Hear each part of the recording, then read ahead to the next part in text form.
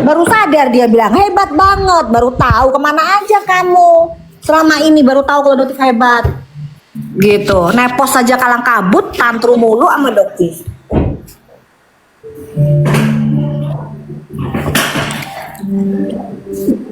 Dong, 1 menit. Silakan. Iya, saya paling anti saya, ucapan saya itu tidak bisa saya pertanggungjawabkan di dunia dan di akhirat. Paling nggak anti saya itu. Jadi ini saya belum print ya. Ini yang ngirimnya ini jaksa senior. Karena keselnya terhadap jaksa yang saat ini, suka-sukanya. Oke. Ini kelihatan nggak? Ya. Surat edaran Jaksa Agung SS strip 004, kelihatan nggak? Tentang pembuatan dakwaan ya. Tentang pembuatan surat dakwaan. Oke. Ini rujukan saya. Ini penjabaran dari pasal 143 KUHP tentang pembuatan dakwaan. Ada di halaman 24 nomor 5 kombinasi garis hijau itu. Oke. Bagaimana seharusnya dakwaan alternatif ya, seperti ini. Yang di atas ini ke 1, kelihatan nggak sih? Kelihatan nggak? Oke. Ini ya. Ini dakwaannya ini jelas kok. Kita nggak usah perdebatkan sesuatu yang sudah jelas. Ini kan aturan teknis, ya. Ini alternatif. Jadi seharusnya dakwaan itu satu dakwaan antara pasal UU ITE dengan pasal KUHP itu satu dakwaan dia, ya. Itu bagian dari nomor 1. Jadi 1 pasal 45 Jungto 27B ayat 10 huruf H gitu, Jungto 55 dan atau pasal 36. Jadi 369. 45 ini primernya dan ataunya itu satu dakwaan, bukan dibuat angka 2. Kenapa? Apa dampaknya kalau 2? Dia apa ya? Nebis in idem in abstracto. Rujukan saya putusan Mahkamah Agung nomor 1174/1994. Tidak boleh terdakwa didakwa dengan 2 prinsip pasal yang sama. Itu 2 prinsip pasal yang sama, itu berbeda dengan berlapis. Nah, seharusnya pencucian uang itu dibentuk dakwaan kedua. Karena ini follow up crime. Nah, di dakwaan yang ada itu 1 UU ITE, 2 dampaknya apa? Tidak bisa fokus dalam pembuktian. Tidak bisa fokus. Rujukan saya jelas. Sorry, saya nggak print memang. Ya, saya memang tidak print. Nah, maksud saya, ini kan ada juga di dalam buku 1 pedoman tuntutan pidana perkara tindak pidana terhadap orang dan harta benda. Darda, kalau dalam bahasa jaksa itu darda. Ini bukunya. Ini bukunya. Suruh jaksa itu membaca buku ulang. Ku gaji dia menunjukkan kebodohannya.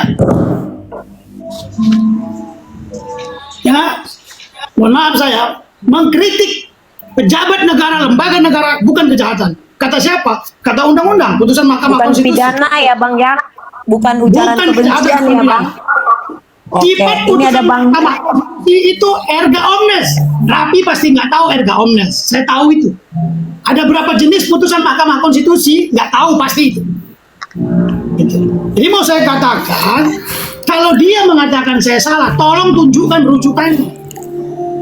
Gitu. Jadi yang saya katakan nebis in idem in abstracto. Julius Sembiring gurunya Rapi menjelaskan tentang nebis in idem in concreto. Dia tidak paham sebenarnya. Dia jabarkan tentang makna abstrak yang ada kaitannya dengan open legal policy. Apa itu open legal policy?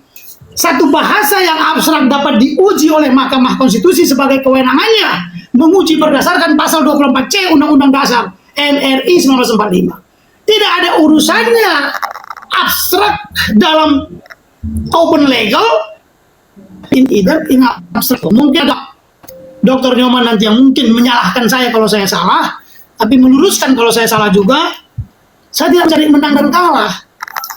Saya tidak mau mencari menang dan kalah. Nah, terakhir, silakan Anda print ini, tagih Raffi, karena dia tadi mau bayar katanya wartawan. Saya yakin dia tidak punya, jaksa tidak punya aturan lain tentang bentuk surat dakwaan, kecuali ini. Terima kasih. Thank you, Bang. Bang, Thank emang you. ada yang namanya Julius? Nggak ada tuh yang namanya Julius, Juli Anus itu namanya. Astaga, memang ibu ini ya. Ya, jadi namanya Juli Anus namanya. Tuh. Bukan Ditekankan Julius. lagi ya. Salah ya itu ya. Dokter, satu lagi dokter, ibu dokter, satu lagi. Perihal laporan ibu, ya, perihal laporan Raffi terhadap ibu. Dia mengatakan laporannya itu pasal 441 Undang-Undang Nomor 17 Tahun 2023 tentang Undang-Undang Kesehatan Omnibus, ya kan? Itu subjek hukumnya setiap orang yang mengaku-ngaku dokter. Itu tentang STR dan apa lagi itu surat apa itu Bu Dokter, SK itu. Kalau orang punya STR dan STR, SIP. ya. Jadi orang sipil yang ngaku-ngaku dokter menerangkan obat-obat itu dasarnya di sana. Bukan dokter. Sudah membaca Google salah pula. Oh, berarti kesehatan bukan yang disebutin ini PMK nomor 3 2025 berarti bukan ya?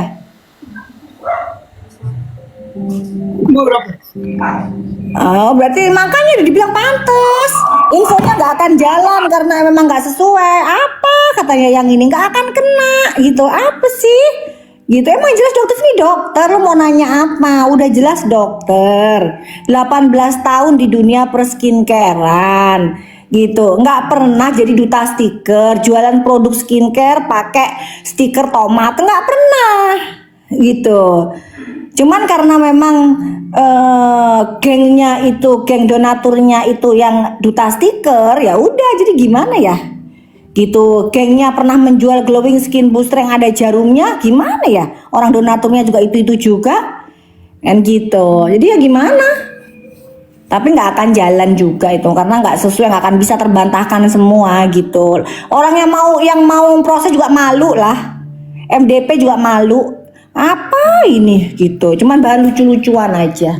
Nggak apa-apa lah supaya dia agak naik lah ya, supaya agak pansos, agak naik dikit lah Bang Yamin, nggak apa-apa lah gitu. Dengan kita ini menguntungkan buat dia minimal dapat 1 juta 2 juta silahkan, nggak apa-apa. Iya, jadi biarin aja sih gitu kan, mujair-mujair mereka kan ngakuin. Dengan kita menguntungkan buat dia, silahkan tiap hari depan Raffi, biar kau 10 hari. Gak apa-apa, nanti kau sedekah bisa. Iya, jadi memang kalau misalnya membawa keuntungan buat mereka cuma 1 juta 2 juta ya nggak apa-apa lah. Emang nggak ada kerjaan gitu kan? Ya setidaknya Nikita memberikan mereka rezeki ya, Bener. walaupun tidak langsung dari tangan Nikita. Bener, Nggak? Nambel. Yang dari yang Miss siapa itu Ya. yang Miss Gosip itu ya kan mengakui dibayar. Akhirnya. Semua kan mengakui dibayar. Dapat HP aja jelas dia bisa stay ada di 1 juta, Jakarta. 2 Bukan juta. dari Nikita. Mereka sibuk menghujat Nikita, tapi tidak sadar bahwa mereka mendapatkan rezeki dari Nikita. Itu poinnya. Betul. Jadi kalian Iya. mau typing apapun di bawah sana bilang MM 20 tahun, 1000 tahun pun kalian tulis di situ ya. Berterima kasihlah. Berterima kasihlah karena kalian dapat rezeki ya sayang ya. Itu Iya, aja. di screenshot lapor, lumayan 2.500, lumayan gitu. Karena mereka mengakui kok. Kita lihat aja jawaban komen Viti misal Suneo itu kan private semua bayaran. Yang ngebelain dia bayaran semua. Atau pada saat live jualan, ada yang dari luar negeri apa nggak udah semua bayaran. Nah itulah kerja mereka untuk meyakinkan masyarakat Indonesia bahwa produk mereka itu berkualitas gitu. Padahal ya zong-zong juga Gitu. Nyoman, selamat malam.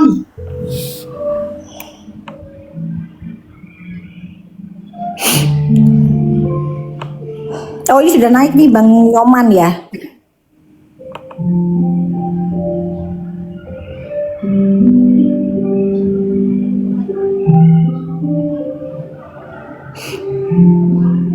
Jadi Doktif gimana ini laporannya ini?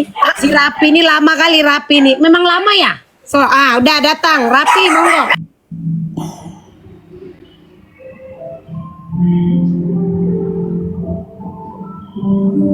Halo, halo, halo. Burem banget tapi gua. Nggak ada. Halo, halo.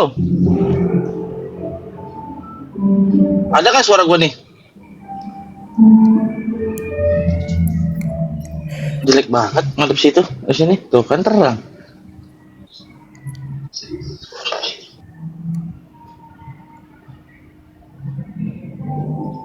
Apa kali ngerokok kali ya, Bel? Jangan ngerokok ya. Kau Sebenarnya nggak apa-apa kali peringatan ngerokok tuh. aku. Peringatan diokein aja.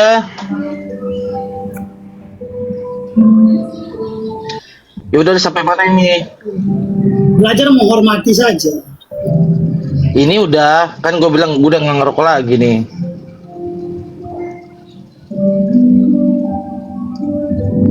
Apa? Pertanyaan saya ke kamu. Kamu kan mengatakan saya sama. Ntar dulu nih, ini mumpung ada Pak Nyoman. Halo, bentar, ada Pak Nyoman. Halo, selamat sore Pak Nyoman. Selamat sore. Lanjut Bang Raffi. Ya, Diskusi Pak dengan Nyoman, Bang saya, Yamin dulu. ya, saya Lanjut. minta tapi Pak Nyoman di sini juga coba Pak Nyoman jadi ini dulu ya. Maksudnya untuk yang menengahi dulu. Biar diskusinya ini berjalan dengan sehat, aman, sentosa. Karena sebelumnya gini Pak Nyoman. Saya jelasin dulu ke Pak Nyoman biar Pak Nyoman tahu duduk perkaranya. Jadi perdebatan mengenai antara dari tadi saya dengan Pak siapa namanya? Yamin ini itu berawal dari suatu pernyataan dari Pak Yamin yang bilang bahwa dia mengutip keterangan ahli di persidangan Nikita Mirzani yang mengatakan katanya ini kan bahwa di dalam pasal 27B ayat 2 dan pasal 369 itu perbuatannya sama. Nah, lalu dikaitkan dengan M. Yamin ini peristiwa pasal 27B dan ayat 2, pasal 27B ayat 2 dan pasal 369 itu dikaitkan sama namanya prinsip hukum nebis in idem in abstracto itu Pak Nyoman. Nah, ketika dia mengatakan ini nebis in idem in abstracto, pemahamannya Pak Yamin terhadap dakwaan jaksa penuntut umum mengenai dakwaan alternatif antara pasal 27B ayat 2 dan pasal 369 itu merupakan pasal berlapis yang didakwa kepada duanya kepada si terdakwa dan itu merupakan pasal berlapis. Saya bilang itu bukan pasal berlapis. Karena apa? Karena yang namanya dakwaan alternatif itu hanya satu nanti yang terbukti. Dia tidak keduanya. Kalau dikatakan pasal berlapis, harusnya mengacunya terhadap jenis dakwaan yang sifatnya jenis dakwaan itu adalah kumulatif. Kalau kumulatif, berarti dia harus keduanya tuh. Kan tadi saya udah bilang gitu dari awal Pak Nyoman. Cuman tadi nggak tahu lah Pak Yamin kemana-mana terus. Padahal kita semua tahu belajar bahwa jenis surat dakwaan itu kalau di dalam surat dakwaan alternatif, ya salah satu, nggak mungkin keduanya. Nah, itulah yang jadi perdebatan. Kenapa saya bilang, saya cukup satu aja kesalahan dari Pak Yamin. Ini menurut saya nih, menurut saya. Kesalahannya hanyalah ketika dia memahami surat dakwaan alternatif ini sebagai pasal berlapis. Ya, akhirnya gagal lagi dia mengaitkan dengan prinsip nebis in idem in abstracto.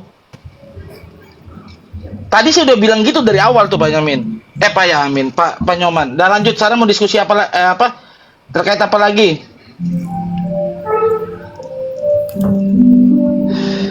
Mana Pak Yamin mana?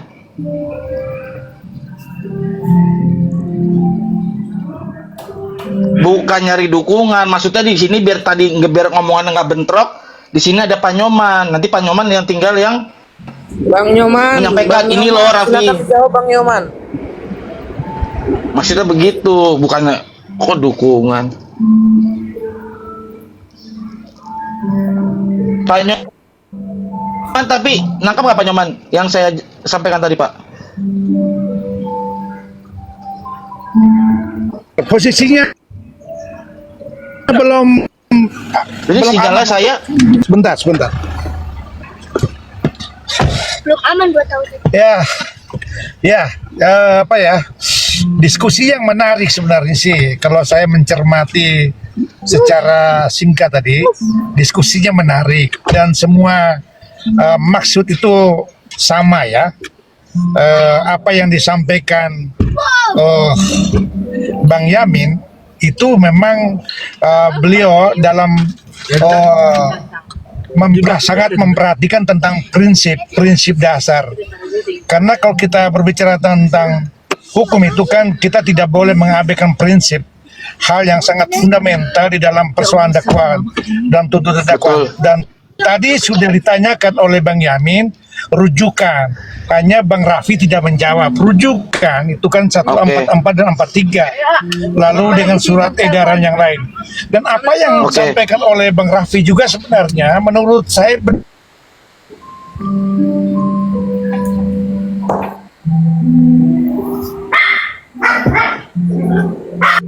dan yang satunya belum Bang Raffi belum bisa menerima penjelasan tentang prinsip. Sebaliknya juga begitu sih. Menurut saya semuanya keren lah, gitu ya. Enggak, gini Pak Nyoman, maksud saya ya makasih Pak atas tanggapannya sebelumnya Pak, tapi poinnya gini, saya hanya berbicara kalau soal prinsip kita semua sepakat, ada memang di dalam hukum kita mengatur tentang atau ada nama istilah prinsip itu nebis in idem in abstrakto, berkaitan soal norma yang tidak boleh dituntut terhadap seseorang dengan didakwa dengan pasal yang sama atau perbuatan yang sama. Itu jelas. Kita sepakat semua dengan prinsip itu. Nah, tetapi kalau Pak Yamin itu merujuk kepada dakwaan Nikita Mirzani di dalam pasal 27B ayat 2 dan pasal 369, lalu Pak Yamin mengatakan bahwa pasal itu adalah pasal berlapis. Nah, disitulah letak kekeliruan Pak Yamin. Karena apa Pak Nyoman? Karena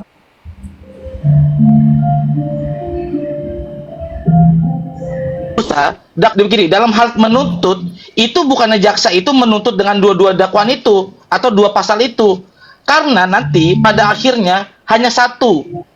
Aduh, sinyalnya jelek banget nih. Masih jelas nggak sih suaranya? Hanya satu Pak Nyoman, maksud saya gitu. Jadi bukannya dikatakan bahwa dakwaan alternatif itu adalah pasal berlapis, bukan. Karena dia nggak akan didakwa dengan pasal yang sama, karena dia pasti nanti salah satu, Pak Nyoman, itu Pak Nyoman. Nah, sekarang balik lagi, Pak Nyoman, mengenai apa namanya, balik lagi ya. Kenapa saya bilang tadi rujukannya itu Pak Yamin? Ini sebenarnya biar Pak Yamin itu nangkep. Sebenarnya apa yang sudah ditanyakan Pak Yamin itu sudah dijawab sendiri oleh Pak Yamin itu sendiri. Karena apa? Karena Pak Yamin sudah mengatakan bahwa pasal dakwaan alternatif itu hanya satu. Jadi kan itu kontradiktif sama pernyataannya Pak Yamin yang saya bikin VT. Karena di dalam VT saya Pak Yamin bilang pasalnya itu adalah Bang Yamin ini udah nggak ada ya kepada Bapak Raffi Speak Up yang botak, silakan. Ini ada doktif, ini mau dipertegas soal laporan yang dilaporkan itu kayak mana itu. Nah, ini ada Bapak Nyoman ya. Salam kenal Pak Nyoman juga mengerti tentang hukum ya Pak Nyoman ya. Nah, kalau untuk itu ya, semua itu sudah saya serahkan. Jadi biar berproses aja, nggak perlu klarifikasi itu kan sifat aduan. Kan preskon. Ya nggak Dok? Ya kalau preskon aja lagi. Tapi bilang makasih dong sama doktif.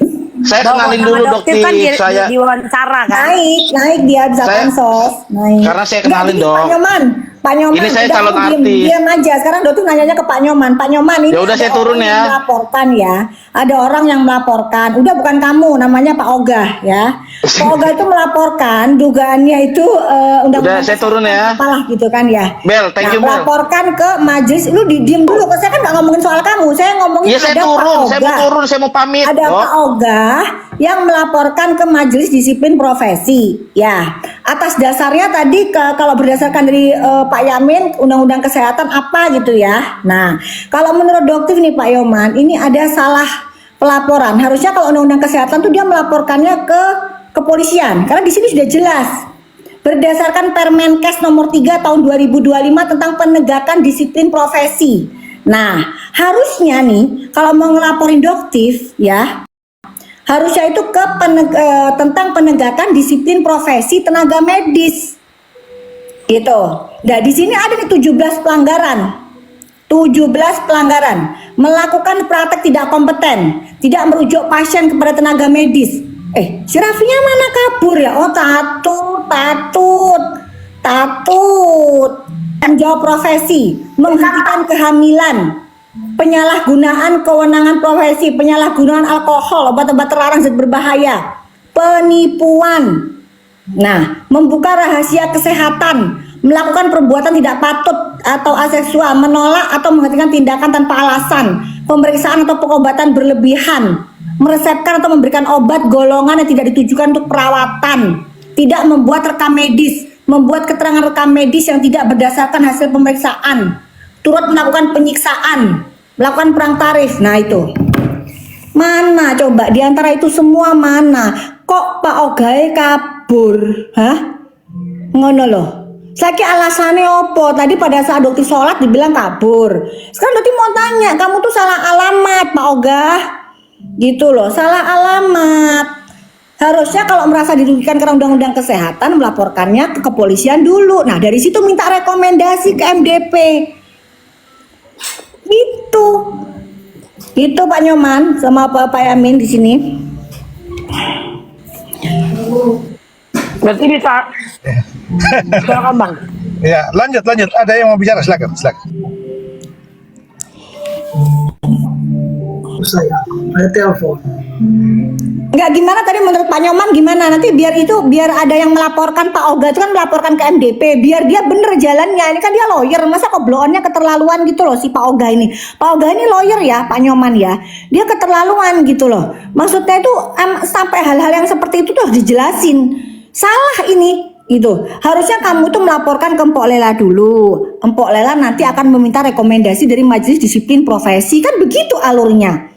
Masa alur kayak gitu aja Pak Ogah nggak ngerti gitu. Tapi beda cerita. Kalau misalnya Pak Ogah ini memang pengen pansos ke Doktif, pengen numpang supaya terkenal kan gitu, kayak golongannya Pak Anus kan juga gitu tuh. Pak Anus juga numpang juga ya kan.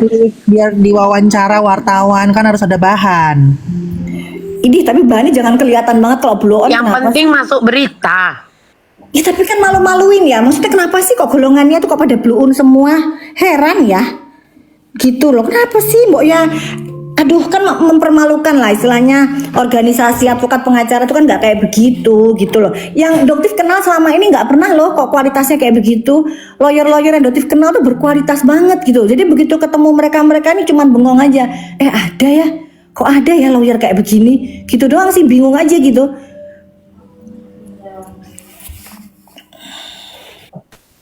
Ya. Tidak menarik lagi ya untuk menyanggah. Kok ada dokter ya mengolok-olok rekan sejawat? Kok ada ya mengolok-olok rekan sejawatnya? Sebentar, jangan naik langsung speaker. Kok ada Tidak ya menarik dokter lagi. yang mengolok-olok rekan sejawatnya? Mengolok-olok rekan Bikin sejawatnya gaduh. maksudnya gimana? Oh maksudnya Sunio gitu ya dikatakan. Oh, mengolok-olok rekan sejawatnya Di matanya ya. Doktif bukan teman sejawat. tapi Mengolok-olok dia rekan ini. sejawat ya? Siapa Kok ada contohnya? ya? Coba dong sebutin siapa. Kok ada dah? Kok Kok ada ya? Kok ada? Jangan dibolak-balik. Kok ada Kita ya? denger kok. Kok ada ya? Kok ada ya? Kok ada ya? Diulang-ulang kan? Kayak kaset rusak. Grupnya mereka begitu diulang-ulang. Kaset rusak. Nah, nggak jelas. Itu makanya. Begitu aja bisanya. Kalau enggak, ya produknya Doktif di Kita mau harus memisahkan persoalan tentang perbuatan melawan hukum yang dapat dihukum dengan persoalan etik. Itu dua wilayah yang berbeda. Ya. Dan penyelesaian pun berbeda. Jadi yang tadi berbicara tentang olok-olok itu adalah persoalan etik, ya. Lalu tadi saya coba menanggapi, memang sebenarnya tidak etis lagi kalau kita mau menyangga orang yang sudah turun. Tetapi saya mau katakan secara umum aja, bahwa ketika dia menggunakan laporan dengan delik aduan, maka dia tidak bisa mengatasnamakan sebagai rakyat. Nah, kalau berkaitan tentang ada dugaan misalnya yang berdampak kepada kerugian dia, berkaitan dengan produk, maka dia harus bertindak atas nama sebagai konsumen dan syaratnya dia sebagai pembeli, itu bermunculkan korban. Hal ini selaras dengan pemikiran Centuria yang menyatakan bahwa 5 hal yang sangat mendasar ketika orang mengklaim dirinya sebagai terlapor. Artinya ketika dia melapor, syaratnya ada 5 yang mendasar. Yang pertama, suatu perbuatan yang dilakukan oleh subjek hukum. Kalau dia dalam undang-undang pidana itu, pidana umum, itu barang siapa. Di dalam undang-undang pidana khusus setiap orang. Itu harus jelas dulu, manusianya siapa. Yang kedua itu dia harus melihat ada satu perbuatan melawan hukum. Perbuatan mana yang ditafsirkan dia bertentangan dengan undang-undang yang berlaku. Nah, yang ketiga itu adalah kerugian. Yang keempat itu adalah kerugian. Kerugian apa yang dialami sebagai pelapor untuk melaporkan doktif? Harus ada kerugian yang nyata. Baru dia mengklaim posisi yang kelima sebagai korban. Nah, ketika membuat laporan atas nama masyarakat yang mana? Nah, itu yang penting. Berbeda dalam kasus pidana umum, pidana khusus misalnya korupsi. Siapapun yang melihat, walaupun dia tidak mengalami korban secara langsung, dia bisa melaporkan. Misalnya kasus pencurian, pembunuhan, itu bisa. Maka sayang ketika orang memberikan sebuah laporan, kerugiannya dia tidak alami dan dia tidak bisa bertindak sebagai korban. Saya pikir itu dulu sementara sih diskusinya begitu. Terima kasih ya. Ya Dokter. betul Pak Nyoman, benar, saya setuju banget. Maka tadi saya nanyakan, kan ini masyarakat mana? Ternyata dia bilang, ya saya masyarakatnya lah. Kita kan dengerinnya aja mau ketawa. Aduh, ini bener-bener ya. Gimana Bang Yamin nggak gedeg gitu loh. Ini ngomongin apa, jawabannya apa, ngalor ngidul kemana-mana. Itu benar, banyak saya setuju. Makanya saya bilang kayak Bang Nyoman, Bang Yamin, ini lawyer-lawyer yang saya tahu ya kelasnya begini nih, gitu, berkualitas, gitu. Tapi begitu sama mereka, aduh, udah deh, aduh, kayaknya sama saya aja lebih pintar saya gitu loh. Bu Dokter, saya dengan Bang Yamin ini sebenarnya dulu pernah berbeda pendapat. Dalam sebuah case ya berkaitan putusan 70-90. Kami berbeda pendapat. Kami argumentasi debat yang sangat serius tapi tidak saling tersinggung. Bahkan secara terbuka saya menerima pendapat-pendapat beliau sangat cerdas dan memberikan suatu semacam mengingatkan kembali buku yang saya baca dan masih tersimpan dalam lemari saya. Itu adalah tentang hukum murni itu beliau benar, dan pada waktu itu ketika dia membaca tentang teori itu saya mengaminkan, walaupun dalam perdebatan panjang saya berbeda dalam dimensi, misalnya saya dalam dimensi sebagai positivism yang tidak boleh keluar dari buku, lalu beliau menggunakan argumentasi, menggunakan tataran teori, itu saya betul-betul merasa tersadar bahwa ada prinsip yang dipegang selain dari undang-undang yang berlaku itu. Karena tadi ketika Bang Yamin berbicara tentang prinsip, lalu orang tidak memaknai apa itu yang dimaksudkan oleh Bang Yamin itu prinsip. Kalau banyak kan umum itu menggunakan kata asas ya. Prinsip itu adalah asas, hal yang fundamental di dalam satu penerapan undang-undang itu. Makanya tadi saya tertarik sekali apa yang disampaikan Bang Yamin. Kalau bisa dicerna secara baik itu menurut saya itu menjadi ilmu pengetahuan bagi seluruh insan hukum. Begitu Bu Dokter. Bang Yamin sudah turun ya? Belum ada ini Bang Yamin dengerin. Oh, naik lagi. Naik Iya. lagi. Ada Oh, lagi Basim? nih Bang Nyoman, Bang Yamin. Basim? Mumpung ada kedua ini nih apa namanya lawyer yang berkualitas ini. Ini kemarin kan sempat heboh bahwa dikatakan Doktif ini tersangka di Polres Jakarta Selatan atas laporan dari DRL. Nah, jadi sekarang Doktif ingin tanya nih,